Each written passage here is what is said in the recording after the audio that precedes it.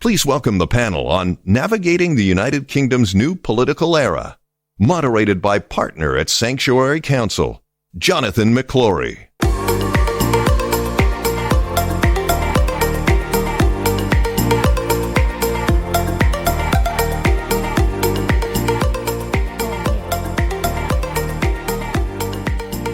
Good afternoon, ladies and gentlemen. My name is Jonathan McClory. I'm a partner at Sanctuary Council, a strategic advisory firm based in Westminster, which is handy because we're going to be dissecting the goings-on of Westminster this afternoon. So I'd like to welcome you all to this session, Navigating the UK's New Political Era. We're very lucky to be joined by two great panelists. We had a slight travel hiccup that meant we lost one, but I think we're still in very, very strong shape with our panel. So immediately to my left is Catherine West MP, who's been an MP since 2015 and is the Parliamentary Under-Secretary of State for the Indo-Pacific at the Foreign Office. And we're also joined by Rachel Wolfe, who's the founding partner of Public First, which is a public policy and polling research firm. Rachel also worked as a special advisor in Downing Street for a number of years. We have slightly truncated the session, given we're a smaller group, so we will have about 30 minutes to walk through and navigate this new political era. With that in mind, I want to turn to Rachel first, just to set some of the domestic context, then we'll get into the wider international implications of a new government and a new political era. It's been a funny few years in British politics. I mean, really starting from June 23rd, 2016. How did we get here? Can you walk us through the last few years within reason? I mean, we could spend all day, but how did we get to this situation where we finally have a new government that has an absolutely stonking majority by seats, a slimmer majority by popular vote share? It's a very interesting moment. I think it's actually a history-making moment when you look at vote share versus seat share. How did we get here? Yeah, it's always a question how far back you go. The way I think about the UK political scene is we are, because of our own political system, a unique manifestation of a bunch of generalized phenomena. What do I mean by that? Probably you need to go back to 2015, the 2015 election, in which David Cameron, who I work for, promised a referendum on Europe. Why did he do that? Because in common with many European countries, there was increasing political pressure from the right, mostly driven by a combination of concern over high levels of immigration, at that time mostly European immigration under free movement, and a anemic picture on growth post the financial crisis, which hit Britain in many ways even more than other comparator countries. And most of what we have seen over the last few years has been British politicians and British politics trying to cope with those two drivers, just as we are now seeing in France, Germany, Netherlands, you may name it, politicians trying to cope with those two drivers. That has caused a particular problem for the Conservative Party because it was a combination, and we may get into this when we talk about investment in the future, of an elite that believed in deregulation, business, Singapore on Thames, which we are yet to see, and an electorate that believed in larger public spending, reasonably comfortable with higher taxes, and above all, low migration. And the Conservative Party won a referendum and then a very large majority in 2019. I wrote the election manifesto for that, promising to tackle the core concerns of that electorate: more public spending, better public services, lower migration, and then completely failing to deliver. Then the addition of that, which is again the unique manifestation of the generalized phenomenon, is COVID, where the consequences of COVID in the UK were even more severe in terms of day-to-day experience of public services than in other countries. Our NHS shut down to a greater degree and therefore recovered less.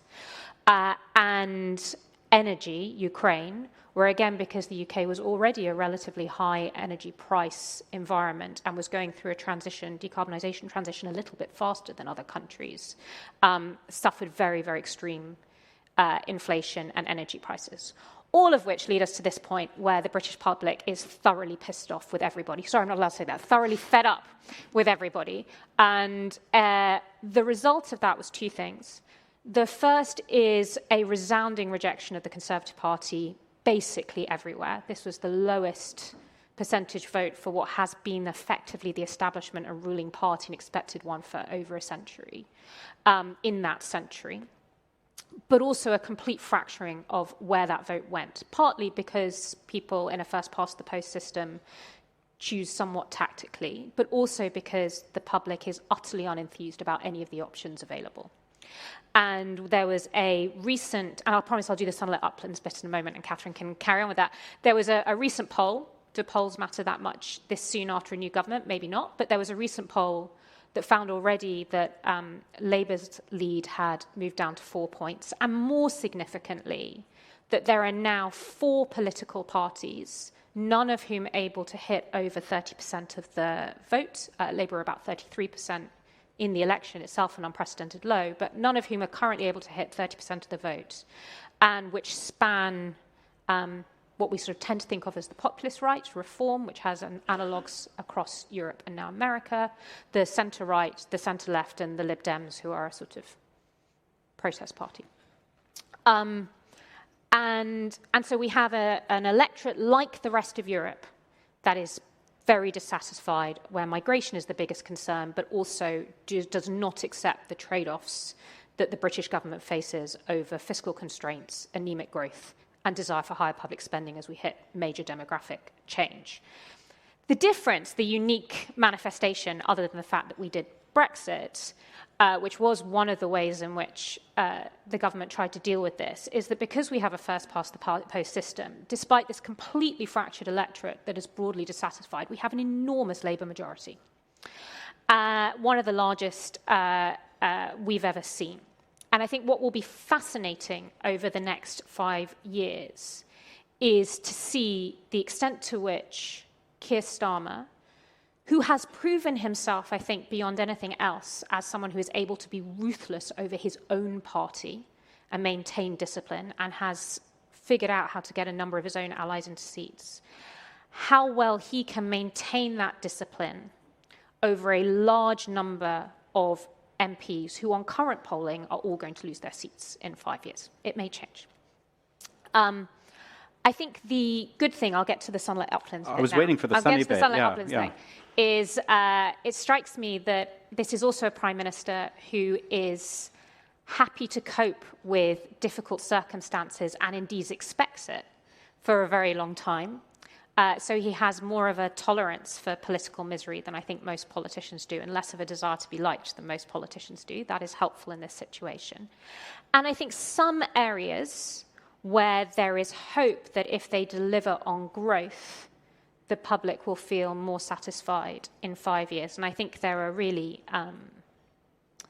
3 of those, and then a couple of major risks. The 3 where I think there are real opportunities. The first and most obvious, the only one where they want any kind of electoral mandate, is planning reform. There's now been a lot of research in the UK over the last few years that has demonstrated that, not only is Europe quite sclerotic and bureaucratic in building stuff, the UK beats everybody. And when you look at our infrastructure, things like Sizewell, our nuclear power plants, our ability to generate electrical infrastructure, our train lines, and our housing, we find it harder to build things than almost anywhere else in the world. It doesn't take many changes to that for you to see some latent growth. The most obvious example, I think, that I would be looking at if I were an investor is the Oxford-Cambridge area, what we call the Golden Triangle, where we simultaneously have many of the best universities in the world, huge per capita productivity, and much smaller size than you would expect given those strengths, because we have restricted land supplies to such an extreme. And this government doesn't need to care about the voters in those areas, and therefore I think you could start to see in the southeast real release of growth. I think that's one opportunity. I think the second is consistency of direction over energy. And the UK has been a somewhat leader in decarbonisation of electricity for a long time. This government is clearly going to turbocharge that. It's quite clear that it sees infrastructure, including grid infrastructure, as a core part of doing that. There are some big questions still about how they're going to approach GB Energy and the National Wealth Fund, but their basic direction is clear, and I think that gives some certainty around how to invest, combined with the fact that we may remain a very good place to be a testing ground for technology and development of at least early-stage technology. And the third, which I sort of touched on, is that we remain by far the best kind of potential R&D centre, I think, in Europe. And when you look at what is happening with AI, where the UK has actually resisted some of the regulation that Europe has gone for, has been very careful to simultaneously try and be a leader in AI safety without restricting its growth, that you might start to see real technological development.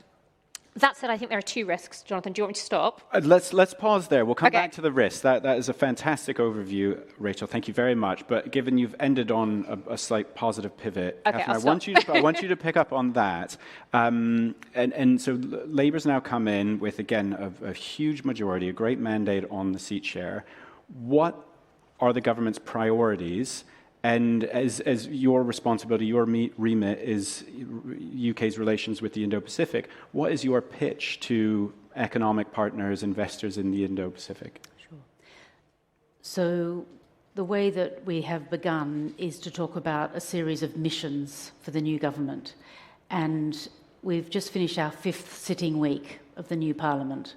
So my role in the Indo-Pacific at the moment is very much to consult with partners here in the region as to how we can prioritise around the investment agenda. And I'm very keen to hear from others here today about what they think we should be focusing on, because growth is the UK's central mission, and investment is one of the key pillars of the Chancellor's growth strategy. Our relationship with our international partners is key to achieving our goals in the last year alone. To give an example, South Korea's investors made 21 billion of commitments into the UK green energy projects, and Australia's superannuation funds invested 15 billion. So that's why the UK will host a major international summit next month on the 14th of October, advancing opportunities for investment and growth across the country. And as the world's largest global economy and home to over 67 million people, we're a mature, high-spending consumer market with world-class talent and a business-friendly regulatory environment. According to the PwC annual Global CEO Survey, we're the most attractive location for investment in Europe, as ranked by CEOs in January 2024. We've already announced a raft of new measures to make the UK the preeminent investment destination, including the National Wealth Fund, Great British Energy and the International Investment Summit. And our message is that the UK is open for business. Now, within the Indo-Pacific, there are a lot of competing priorities, and I'm very keen to hear your views about what you think the UK should be focusing on. But certainly, you can tell by our programme this week, which is we're currently in our conference season mode, so Parliament is in recess for a couple of weeks, and we've actually got 3 ministers in the region. So my colleague, who's the cabinet member for international development, she's in Indonesia talking about opportunities for climate change adaptations. My colleague, Minister Alexander, who's the Trade Minister, is in Bangkok, and he's talking about opportunities there, and also in Vientiane. And so together with the City of London and the Lord Mayor, who is a non-political position but supports any government to try and promote investment and growth, has also just been in Vietnam to promote UK financial services.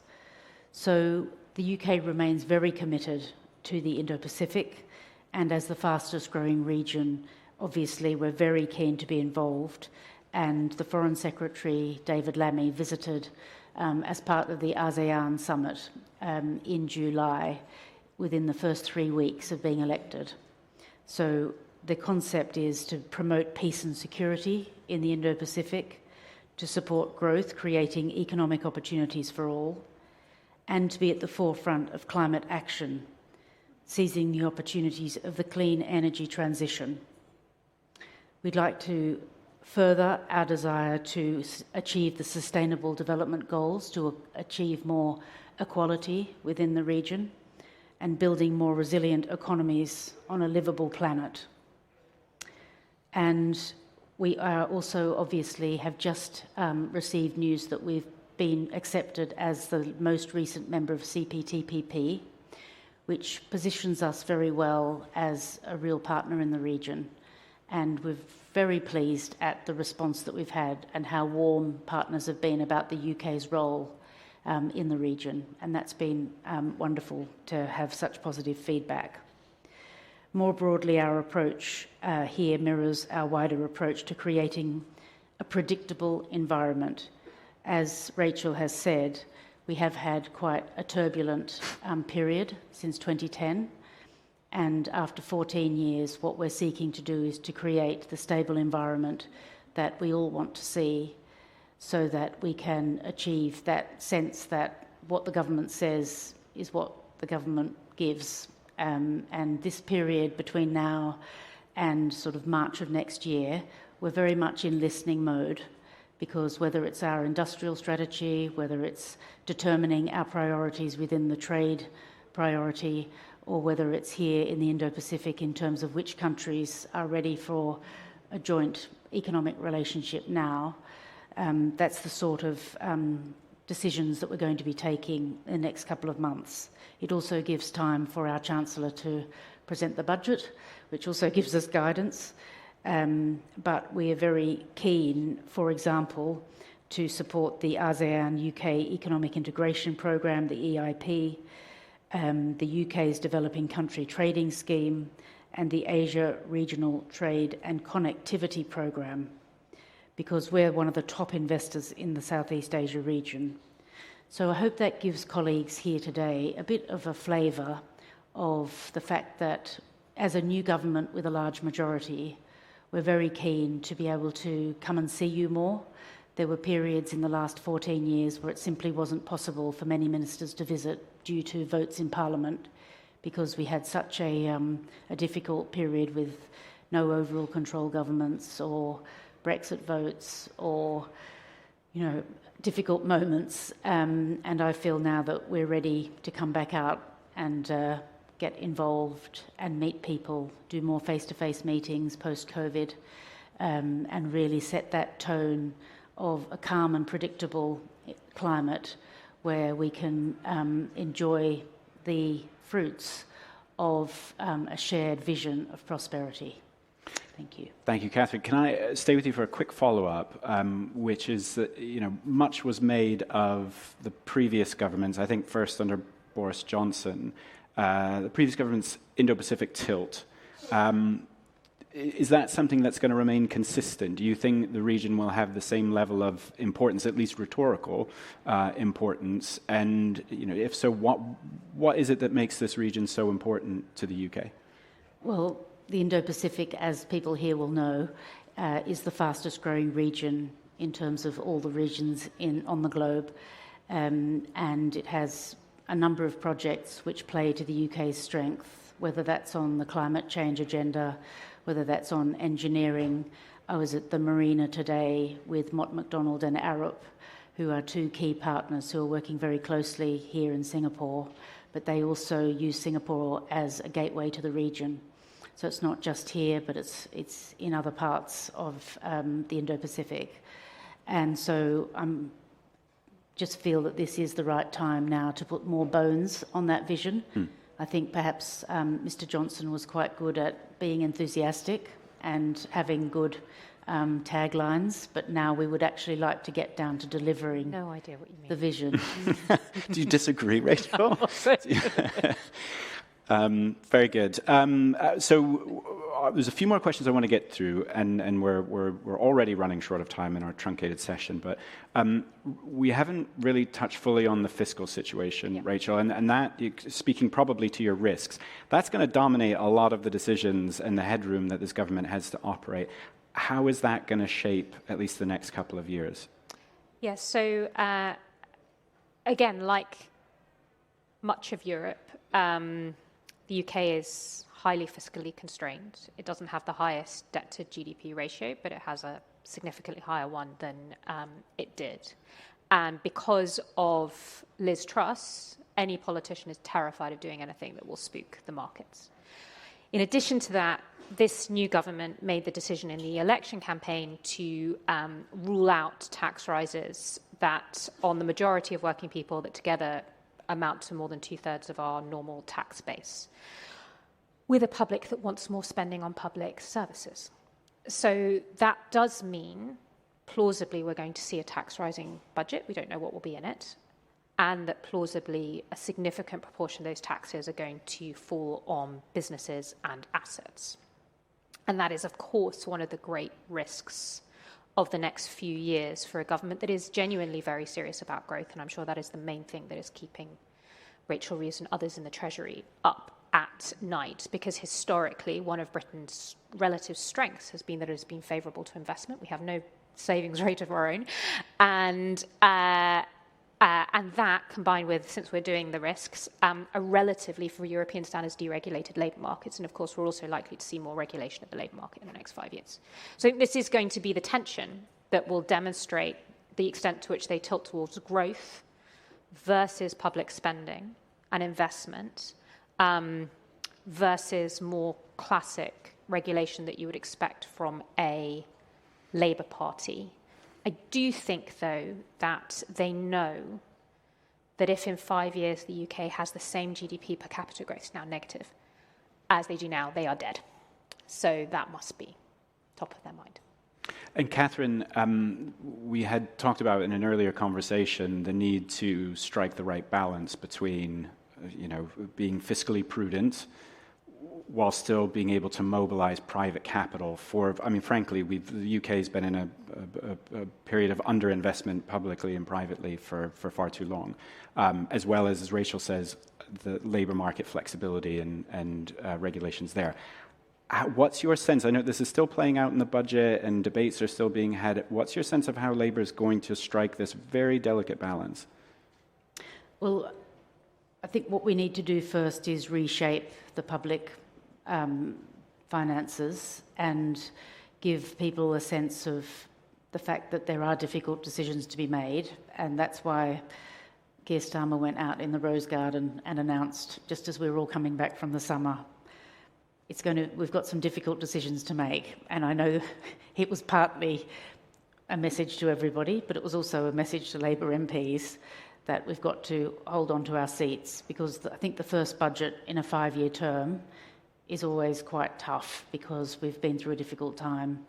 And, I could talk about our difficult inheritance, but that would be whinging. And I don't have time for whinging, right? I don't do whinging. I do positivity.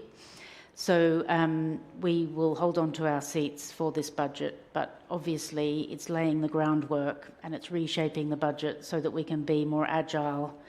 And if you look at the statement that we had, the emergency budget, mini-budget statement that we had just before the summer, there were a few projects that were stripped out that were obviously election giveaways to marginal seats, which didn't go the way the government wanted them to anyway. So, there'll be a few more of those, I suspect.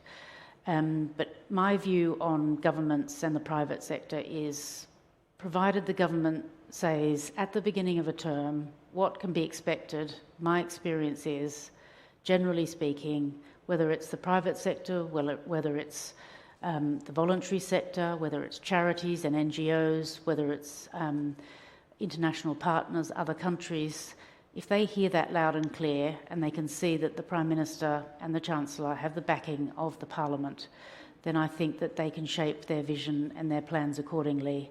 And my feeling is that Rachel is very strong, and I think she's going to lay that out. And then I think there'll be a period where people sort of crunch that over and think about it, at which time we will have had the US election, so other things will be clearer. We will also have had our review on productivity and the industrial strategy, which is something which we know needs more work because our productivity is not where it should be. We will also have had our review on our priorities within the trade heading, and we will also, from my very personal point of view, have had our review and audit of the UK's relationship with China, which is, of course, very relevant to today's session. So we're being asked to wrap up. I hope that gives people enough to ask questions on. Well, actually, we aren't just us up here, actually. We're not going to hear for the floor. But on China, I mean, do you think, is it going to be the same direction of travel as we've seen? Are you expecting a pivot to a new type of relationship? I understand we're still well within the 100 days and you're doing a full and proper review, but what's your sense, what's your instinct right now? Well, the direction of travel under the last governments, under the Conservatives, wasn't really a straight line. From 2010 to 2015, we had the golden era, which was very much having a pint down the pub with Xi Jinping, literally. And then from 2016, post-Brexit, with Mrs May, it was very much, we could only really think about the rupture that was breaking away from the European Union, which brought up a lot of difficulties. And of course, then under Mr Johnson, the beginning of we need other markets to think about. And then, of course, under Liz Truss, it was the most hawkish on China that the UK has ever been. And then on Rishi Sunak, who was the most recent Prime Minister, it was, what can we do before the election that just breaks even? So I wouldn't call it a straight line, which is really the reason that we're having the review, because we've really zigzagged all over the place since 2010. And not only was it very confusing for civil servants, government departments, our partners, whether that's the voluntary sector, whether that's NGOs, whether that's trade partners, whether that's this region. And so that's why we want to take stock, and it's a review within the Foreign Office, so we're going to be very much leading it, but we need to look at all of that zigzagging and decide where we are on that, and will be determined by the 3 C's, which is cooperate where we can with the second biggest economy in the world. We will be obviously competing where we have to, where it makes sense to do that, where it's logical to compete on various planes. And then, of course, challenge where we think we have to. And they're the 3 kind of guiding principles of the audit that we'll be leading on. And I would hope by the early spring we'll come out with some nice, steady, predictable lines that people here can then use to make investment decisions. And I think if we can run the government in a calm and predictable way, we should get a second term, and hopefully investors will be looking at a nice 10-year period in an environment where our partners in Europe are struggling. In France, the Rassemblement National is quite a force to be reckoned with. In Germany, they've just had some very difficult local elections, which has thrown into question a number of issues there. And of course, in the US, the election coming up is not at all straightforward. So the stability play is one that this government are banking on and want to talk up. Yes. Yep. But it's going to we just need a couple of months of listening to you and listening to partners to get those reviews and to anchor our approach in as much predictability and stability as we can. So Rachel, 2 questions if I can, conscious of time. Coming back to politics, this is a new political era. What's your view, having worked under Conservative Prime Ministers, there is a leadership election for the Conservative Party. how do you think that's going to play out? And also on Catherine's point of, the entering a new era of stability, do you think that will hold as well, given where we wound up with an interesting split in the vote share? I mean, it's all relative, right? I feel like we might be a basket case, but maybe the rest of Europe is now even more so, so we're a better bet. Where will the leadership end up? Well, let me talk very briefly about this region. I find it hard talking about this region because it's so staggeringly diverse. But I think for the Conservative Party, much of the Indo-Pacific tilt, if you want to phrase it that way, I think will remain. China is different. And, for example, one of the candidates for the leadership has refused to do any campaigning on TikTok because of stated concerns over China. And the Conservative Party has now become almost uniformly hawkish on China. Whether that will change in 5 or 10 years, I don't know. But that's partly because of its own views around questions like Hong Kong, and also because of its relative alignment philosophically to the US. So I think on China, that is not going to be easy. I think on the broader question of the Indo-Pacific, I think that will remain a big tilt. More generally, I think the big question for the Conservative Party, which gets to Catherine's, how stable are we going to be for how long, is it's not clear where their economic centre of gravity is going to end up. Their cultural centre of gravity is really clear. Their economic centre of gravity really isn't. Are we still a pro-trade, pro-globalisation party? Don't know. Do we like industrial strategy? What kind of industrial strategy? Not clear. That, I think, is not going to be clear for at least 3 years. Yeah. Okay. Well, I'm afraid we'll have to leave it there. I mean, it's kind of it's a funny moment right now in British politics. I mean, it's very clear from Rachel and Catherine, the public are upset. Right, we do have a tough fiscal moment that we need to navigate, but it's kind of watch this space. We need to wait for the budget next month. We need to wait for the next Conservative Party leader, and then I think we'll have a better sense of what's going on. But I certainly look forward to a period of relative stability, and Keir Starmer's already blown through 49 days that trusted, so off to a okay start. Anyway, thank you so much for joining us. If you'll please join me in thanking our speakers, in Catherine and Rachel. Thank you. Thank you.